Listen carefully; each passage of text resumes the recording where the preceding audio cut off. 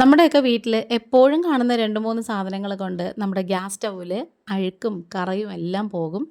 പിന്നെ അതുപോലെ തന്നെ കത്താതിരിക്കുന്ന ഗ്യാസ് സ്റ്റൗവ് ഈ ഒരു ആ, കറയും അഴുക്കൊക്കെ പോയി കഴിയുമ്പോൾ തന്നെ ആ ബർണറൊക്കെ നന്നായിട്ട് തെളിഞ്ഞ് കത്തും. അതുവഴി നമുക്ക് ഗ്യാസൊക്കെ നമുക്ക് കുറേ സേവ് ചെയ്യുകയും ചെയ്യാമേ. അപ്പോൾ അതിന് വേണ്ടിയിട്ട് ആദ്യം നമുക്കിത് ഈ ബർണറൊക്കെ ഒന്ന് എടുത്ത് മാറ്റണം. പിന്നെ ഈ സ്റ്റാൻഡ് ഉണ്ടല്ലോ അതും കൂടി എടുത്ത് മാറ്റണേ. പിന്നെ നമ്മുടെ ഈ ഒരു ഗ്യാസ് സ്റ്റൗവിൽ ഈ ബർണർ വെക്കുന്നതിന് തൊട്ട് താഴെ ഇതേപോലൊരു കുഞ്ഞ് സ്റ്റാൻഡും കൂടെ ഉണ്ട്. അതും കൂടി നമ്മൾ എടുത്ത് മാറ്റണം. അപ്പം ഈ ആ, അടുപ്പിനേക്കാളും അപ്പുറത്തെ അടുപ്പിൽ നല്ല അഴുക്കും കറയൊക്കെ ഉണ്ട് കേട്ടോ. അത് പാലൊന്ന് തിളച്ച് തൂവിയിട്ടുണ്ടായിരുന്നു കേട്ടോ, അതിൻ്റെയാണ്. അപ്പോൾ ഞാനിത് തുടയ്ക്കാതെ ഇട്ടിരുന്നതാണ്. സത്യം പറഞ്ഞാൽ എന്നും പണി കഴിയുമ്പോൾ തുടയ്ക്കുന്നതാണ്.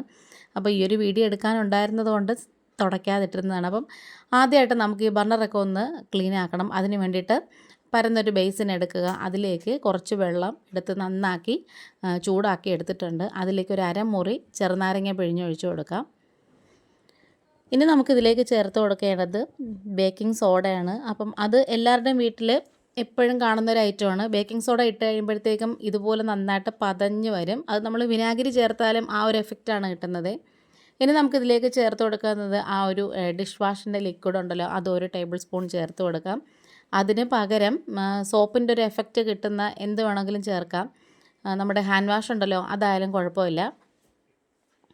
ഇനി നമ്മൾ നേരത്തെ എടുത്ത് മാറ്റിയിട്ടുള്ള ആ ഒരു കുഞ്ഞ് സ്റ്റാൻഡ് ഉണ്ടല്ലോ, ആ 2 സ്റ്റാൻഡുകൾ പിന്നെ ബർണർ എല്ലാം നമുക്ക് ആ ഒരു വെള്ളത്തിലേക്ക് അങ്ങ് ഇട്ട് കൊടുക്കാം. ഒരു 10-15 മിനിറ്റ് ഇതേപോലെ ആ ഒരു വെള്ളത്തിൽ തന്നെ കിടക്കട്ടെ. വെള്ളത്തിന് അത്യാവശ്യം നല്ല ചൂടും ഉണ്ട്. എന്നാലും നമ്മൾ കൈ കൊണ്ട് തൊട്ടാൽ പൊള്ളുന്ന ചൂടൊന്നും അല്ല.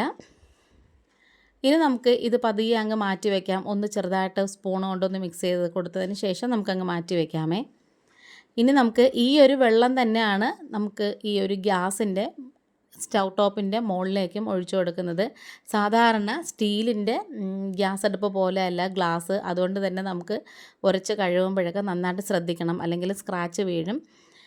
അങ്ങനെ ഇത് ഓരോ സ്പൂൺ വീതം നമുക്കിതിൻ്റെ മുകളിലേക്കൊക്കെ നന്നായിട്ട് ഇങ്ങനെ ഒഴിച്ച് സ്പ്രെഡ് ചെയ്ത് കൊടുക്കണം. കുറച്ച് കുറച്ചായിട്ട് ഒഴിച്ചിട്ട് അതങ്ങ് മാറ്റി വെച്ചേക്കാം.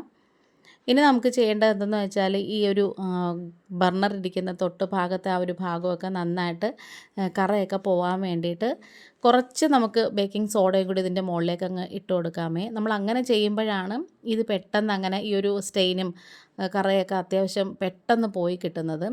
അപ്പോൾ ഈ ഒരു ഗ്യാസിൻ്റെ ആ ഒരു അടുപ്പിനേക്കാളും അപ്പുറത്തെ ഗ്യാസ് അടുപ്പിൽ നല്ലപോലെ സ്റ്റെയിനുണ്ട്. അപ്പം അത് നിങ്ങൾക്ക് കാണാൻ പറ്റുന്നില്ലായിരിക്കും.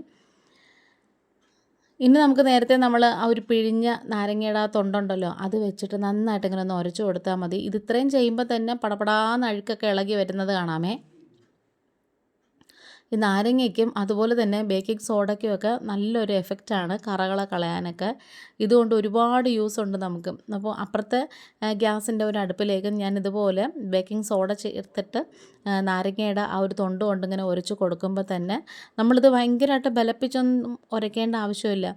ഇതുപോലെ ചെറുതായിട്ട് ഇങ്ങനെ പതിയെ പതിയെ ഇങ്ങനെ ഉരച്ചൊരച്ച് കൊടുക്കുമ്പോൾ തന്നെ നല്ല ക്ലീനായിട്ട് വരും. ഇനി നമുക്ക് ആ ഗ്യാസ് സ്റ്റോപ്പിൻ്റെ മോൾ ഭാഗവും കൂടി ഇതുപോലെ ഒന്ന് ഉരച്ച് ക്ലീനാക്കി എടുത്താൽ മതി. ആ ഒരു അഴുക്കും ആ ഒരു എണ്ണമഴുക്കും ആ ഒരു സ്റ്റെയിനും കാര്യങ്ങളെല്ലാം പെട്ടെന്ന് ഇളകി വരുന്നതായിട്ട് കാണാമേ.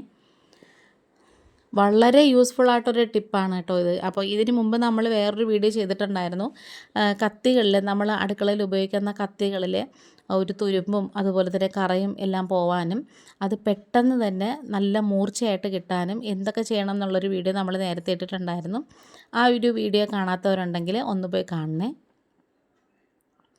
ഇനി ഒരു കോട്ടൺ തുണി എടുത്തിട്ടുണ്ട്. അത് നനച്ച് പിഴിഞ്ഞ് കളഞ്ഞിട്ട് വേണം നമുക്കിതേപോലെ ആ ഒരു ഗ്യാസിൻ്റെ ടോപ്പിലും അതുപോലെ തന്നെ ആ ഒരു ബർണറൊക്കെ ഇരിക്കുന്ന ആ ഒരു ഭാഗത്തുമൊക്കെ നന്നായിട്ട് ഇങ്ങനെ തുടച്ചെടുക്കാനായിട്ടേ. അതിങ്ങനെ നമ്മൾ തുടച്ചിട്ട് 1-2 തവണ കഴുകിയതിന് ശേഷം ആ തുണി നന്നായിട്ട് പിഴിഞ്ഞ് കളഞ്ഞിട്ട് പിന്നെ നമ്മളിതൊരു 2-3 പ്രാവശ്യമെങ്കിലും ഇതൊന്ന് ആവർത്തിക്കണേ. അപ്പം നന്നായിട്ട് ഇങ്ങനെ ഇതിൻ്റെ ഒരു അഴുക്കും കറയും ഒക്കെ പോകും. ഇത് കാണുമ്പോൾ തന്നെ നിങ്ങൾക്ക് മനസ്സിലാവും എന്തോരം വ്യത്യാസം ഉണ്ടായിരുന്നെന്ന്. നേരത്തെ ഇരുന്നത് പോലല്ല ഇപ്പോൾ ഇരിക്കുന്നത്. പെട്ടെന്ന് തന്നെ നമ്മളിത് വൃത്തിയാക്കിയൊക്കെ എടുക്കാൻ പറ്റി. ആ ഒരു സ്റ്റെയിനൊക്കെ ദേ നന്നായിട്ട് പോയിട്ടുണ്ട്. ഒരുപാട് അങ്ങ് അമർത്തി തുടയ്ക്കുകയൊന്നും വേണ്ട. ഇങ്ങനെ ചെറുതായിട്ട് ഇങ്ങനെ തുടച്ച് നന്നായിട്ട് ക്ലീനാക്കി എടുത്താൽ മതിയേ. അപ്പോൾ ഇത് ആ ഒരു ഭാഗത്തൊക്കെ ഉണ്ടായിരുന്ന ഒരു അഴുക്കും കാര്യങ്ങളൊക്കെ പോയിട്ടുണ്ട്. ഇനി നമുക്ക് ആ ഒരു ബർണറും അതുപോലത്തെ ആ ഒരു കുഞ്ഞ് സ്റ്റാൻഡ് ഉണ്ടല്ലോ അതും കൂടി നന്നായിട്ട് ക്ലീനാക്കി എടുക്കണം. അപ്പം ഈ ഒരു ഭാഗത്ത് വെക്കുമ്പോഴത്തേക്കും നന്നായിട്ട് എനിക്ക് സ്റ്റാൻഡ് അതായത് ട്രൈപോഡ് വെക്കാൻ പറ്റുന്നുണ്ട്. അതുപോലെ തന്നെ നല്ല വെട്ടം കിട്ടുന്നൊരു സ്ഥലമാണ്. അതാണ് ഞാൻ സിങ്കിൻ്റെ അടുത്ത് കഴിവതും പോവാതെ ഇവിടെ തന്നെ നിന്ന് വീഡിയോ ഷൂട്ട് ചെയ്യുന്നത്. ചില സമയത്തൊക്കെ സിങ്കിൻ്റെ ഭാഗത്ത് കൊണ്ടുവച്ചും ചെയ്യാറുണ്ട്. അപ്പോൾ ഇത് നമുക്ക് നന്നായിട്ട് ഉരച്ച് കഴുകാം. അതിന് വേണ്ടിയിട്ട് ഞാൻ ഇരുമ്പിൻ്റെ ഒരു കമ്പി പോലത്തെ ഒരു സ്ക്രബ്ബർ ഉണ്ടല്ലോ അതാണ് ഇപ്പോൾ എടുത്തേക്കുന്നത്. അതാകുമ്പോൾ പെട്ടെന്ന് തന്നെ അത് പോയി കിട്ടും. അപ്പോൾ നമ്മളിങ്ങനെ ചെയ്യുമ്പോഴത്തേക്കും ആ ഗ്യാസിൻ്റെ ബർണറിലുള്ള അഴുക്കും കാര്യങ്ങളൊക്കെ പോവും, മെഴുക്കും എല്ലാം പോവും. അതുവഴി തന്നെ ഗ്യാസ് നന്നായിട്ട് തെളിഞ്ഞ് കത്തുകയും ചെയ്യും. നല്ല നീല ഫ്ലെയിമിൽ കത്തുകയും ചെയ്യും. ഗ്യാസൊന്നും ഒരുപാട് പാഴായി പോകത്തുമില്ല.